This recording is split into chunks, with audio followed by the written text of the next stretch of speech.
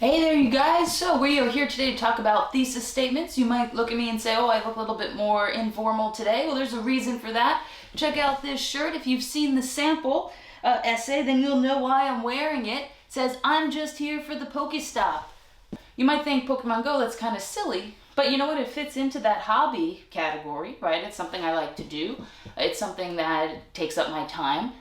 Hobby, okay? So let's talk about the thesis statement.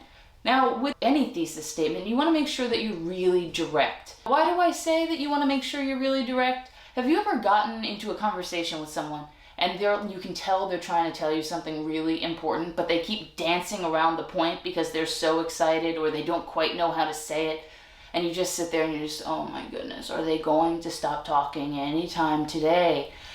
You don't want to do that to your reader. Okay, you really, really don't. You want to make sure that your reader knows exactly what you're trying to say in a very clear way. Okay, and here we go. This is the basis for all thesis statements. There are two parts. All right, there are two parts. One is the statement of purpose, and that identifies your topic and position on the topic. Pokemon Go offers players something, right? It offers a benefit. That's our statement of purpose. Other statements of purpose about Pokemon Go could be, Pokemon Go is stupid. That's a statement of purpose, and then you explain why. And those explanations of why are the forecast elements. So let's look to our sample, shall we? We've got it right over here. During and after quarantine, Pokemon Go helps to provide players with, okay, that's statement of purpose. Daily challenges to overcome, forecast element 1. Long-term goals, forecast element 2. And interaction with other players of the game. Boom. Right? That should have blown your mind. Not because, you like Pokemon Go, but because it laid everything out really, really clearly. Now, just looking at the thesis statement, you can tell a few things. Okay? You can tell that this paper is about the benefits of Pokemon Go. And you can also tell that it's going to be talking about, those daily challenges, those long-term goals, and that interaction. We have those different parts. Now, I can tell you too that your forecast elements should be in the same order that you will address those points in your essay, right? So the one that comes first in our sample will also, be the first body paragraph. Each forecast element relates to its own body paragraph, and then those body paragraphs get developed. Okay, so if you look at the template that I posted on Blackboard, right, we've got, statement of purpose because forecast element 1 plus forecast element 2 plus forecast element 3. I like this thing because of 1, 2, 3. Boom. Right? The internet divides people because of this and this and this.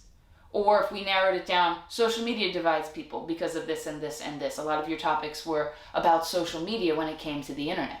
Right? So you make sure that in your thesis, don't be tied to the language in the topic, okay? Make sure that you're choosing language that fits what you're talking about. So in that example about the internet, make sure that your thesis statement says social media, not internet. There's different facets. If you're talking about how the customer is or is not always right, choose, a specific facet that they are or are not always right.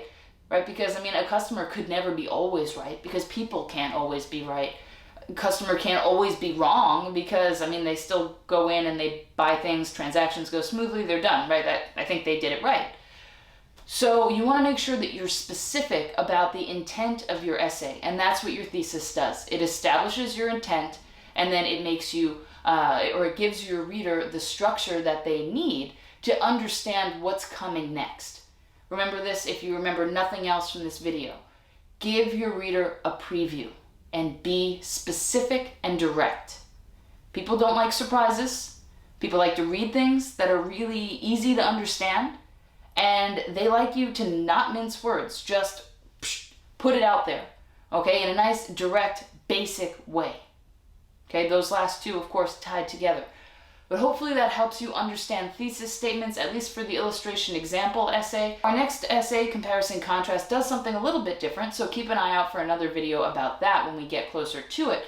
If you have any questions, as always, please let me know. Otherwise, have a great rest of your day. Do great things. I'm off to go hit a Pokestop.